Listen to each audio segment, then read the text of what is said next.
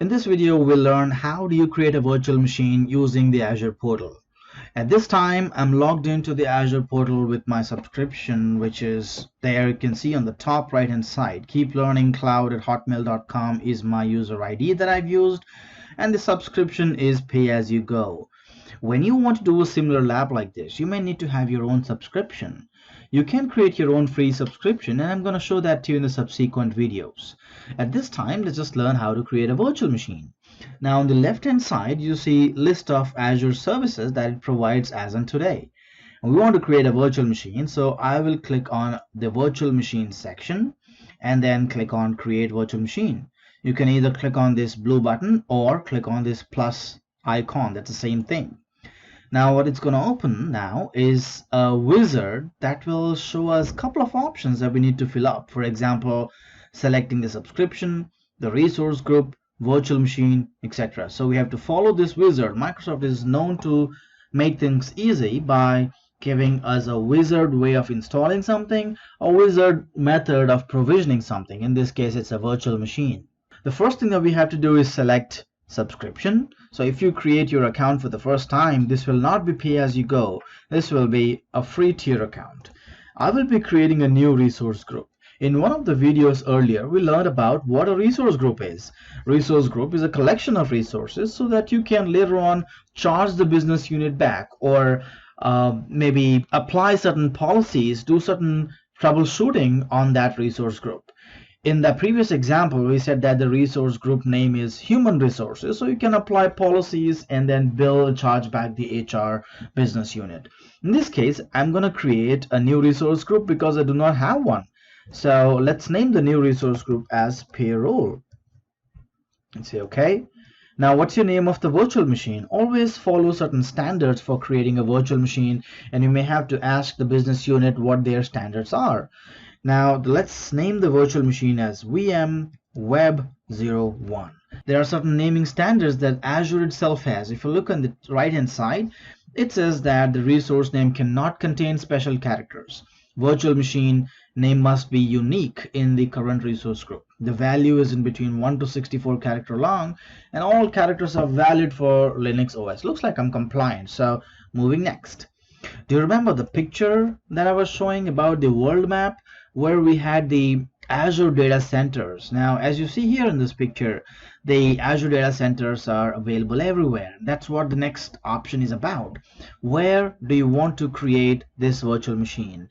Now all those blue dots that you saw on the map is what these lists mean. So you can select one of these geographical regions. So the best practice is to choose a virtual machine that is closest to the user. Right? So let's go ahead and select East US. In this case, I have this habit of selecting East US. Availability options. Remember what availability options were? So if you want to make sure that your virtual machine does not get impacted by any natural disasters, man-made issues, or could be patching, updating the firmware on the machine, things like that, so you may want to choose an availability option to make sure that it's available at all times. But in this case, it's just a test environment, so I'll leave the availability option at this time. The next option is image. What kind of operating system are you looking for? Do you want a Windows, or are you looking for a SUSE, CentOS, Red Hat? You got all of these options. I'm going to select a 2012 R2 data center. The next option is how much of compute power, the size that you want to give to this machine. You got different permutations and combinations, so I'm going to click on change size. Then you will see different combinations available. So this one is D4SV3, which is giving me 4 CPUs and 16 gigs of memory. Although you can choose anything, but I will stick to this, which is giving me 1 CPU and 3.5 gigs of memory. So that's fair enough. I don't need more than that for the lab. Administrator account. Make sure that you choose, or rather say do not choose a regular name like administrator or root, because Microsoft does not accept it. Let's give it a shot. Administrator. So say usernames must not include reserved words. Even usernames like root are not accepted because these are reserved words. So I'm going to choose root admin. Okay. The password, make sure that it is complex and fits the compliance rules as well. So yeah, password is matching. Make sure that it's long enough, it's complex, it has special characters, uppercase, lowercase, to make sure that the unethical people out there on the internet do not guess it so quickly with their tools. Now, this virtual machine is being created somewhere out on the internet, somewhere in Azure in one of the data centers, which we selected East US right here. So this is a Windows-based virtual machines, and I must be allowing certain inbound ports for us to access it from my network in this case. So I want to allow port number 3389 so that I can RDP to this machine. What's the point of creating a virtual machine in Azure if I cannot access it? So if I want to access it, I need two things. One is an inbound connection allowed on RDP because it's a Windows machine.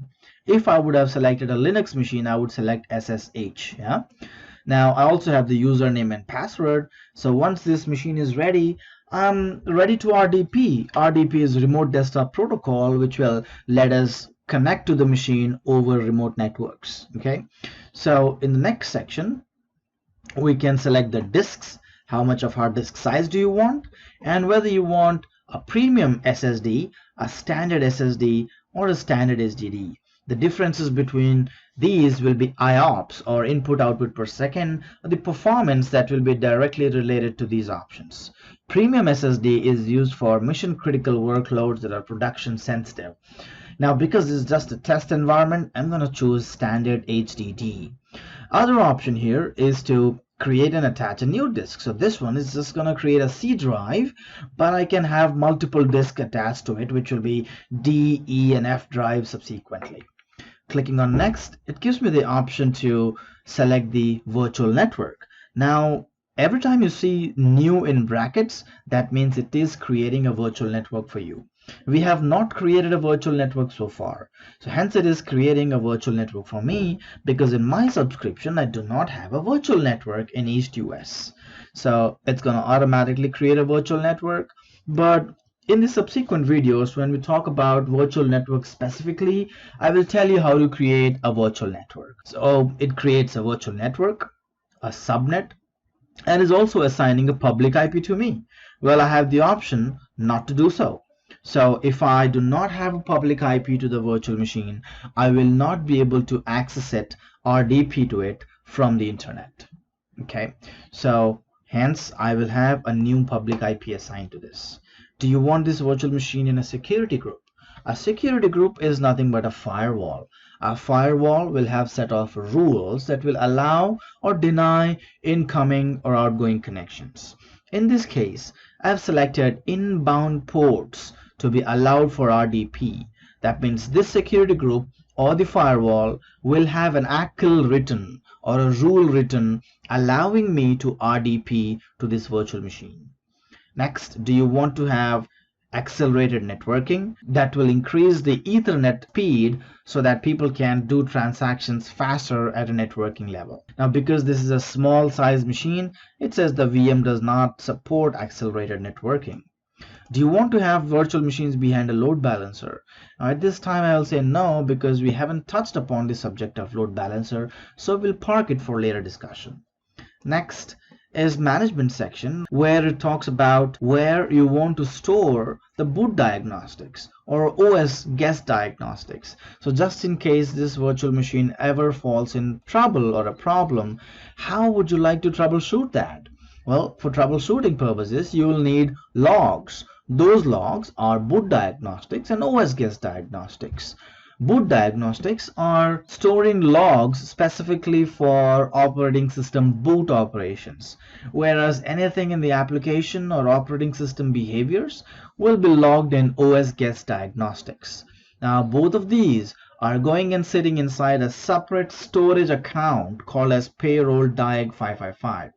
Now, again, we haven't spoken about storage account yet. When we talk about storage accounts, you will be able to join these dots. But at this time, please remember that both boot diagnostics and OS guest diagnostics are logged inside a storage account called as payroll diag 555. Consider that as just a storage account, just like your hard disk. identity section. This is whether you want to join it to your Azure Active Directory or not. Just like the way you join your on-premise system to on-premise Active Directories, here by selecting identity, I'm saying that your system, which is this virtual machine, will be joined to Azure Active Directory. Do you want this machine to be automatically shut down? If yes, then you select on and then select the time along with time zone. Do you want someone to get notified before it shuts down? Well, you then go ahead and put the email address here. Okay, let's just select off here. Now the last option here is, do you want to enable backups, on or off? If you select on, then a new service called as Azure Site Recovery or Recovery Services Vault will be enabled.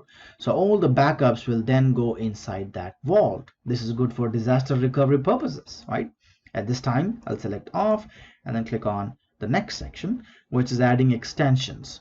Extensions are a way to install clients on the virtual machine or antivirus or anything that will supplement the virtual machine's behavior. On the on-premise infrastructure, remember that we had to install several components like a monitoring agent or an antivirus agent, things like that. So those are nothing but extensions. So I can select an extension to install, and there are a lot of default extensions in this menu. So I can check what I want.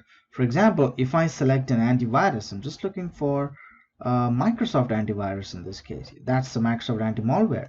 I can just say that. Let's click on it and say create, and just leave these options as default and say okay. Now during the virtual machine provisioning process, this anti-malware will be installed on the machine. So the installation of anti-malware in this case just goes hands-free. I don't have to do anything, right? So that's what extensions mean. The other options, Cloud Init. This is an approach where you can customize Linux virtual machines, but in this case I really do not have a Linux machine, it's a Windows machine, and that's why this informational message says that the selected image does not support Cloud Init, which makes sense because it is only for Linux virtual machines, right? The other option here is VM generation, whether you want a Gen 1 virtual machine or a generation 2 virtual machine. Now generation 2 virtual machines are considered to be more secure because it's got UEFI based boot architecture. They can support increased memory, operating system disk size limits are higher. So generation 2 virtual machines are very good at providing enhanced security as well as better speed and performance. Now I'll click on next to add some tags.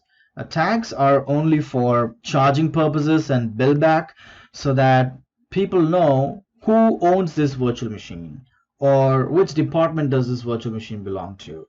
So in this case, so we can just write like that: name equals web server, owner equals Rob, or application owner equals Steve, and backup team is maybe Mary, and the business unit is payroll. So after creating like tons of virtual machines and different kinds of resources, you can definitely pull up a report and say how many of these virtual machines belong to an owner called Rob, and how many of these resources belong to business unit called payroll, so you can then charge them back. Now I click on next, and this will take a minute to run through the validation just to check if everything is running properly or not. And yeah, validation is passed. Now that's a green signal. Let's just click on create. This will take about 4 to 7 minutes to create a virtual machine. That is the shortest time possible to create a virtual machine, because on premise it used to take months to procure, provision, go through the processes, get the financial approvals to create a virtual machine, or even a physical machine for that matter. But here it's so quick. Now apart from processes, technically creating a virtual machine does not take more than 4 to 7 minutes in this case. You'll be able to RDP once the machine is created. In the next video, I'm going to show you how will you RDP to this virtual machine or remotely connect to this virtual machine.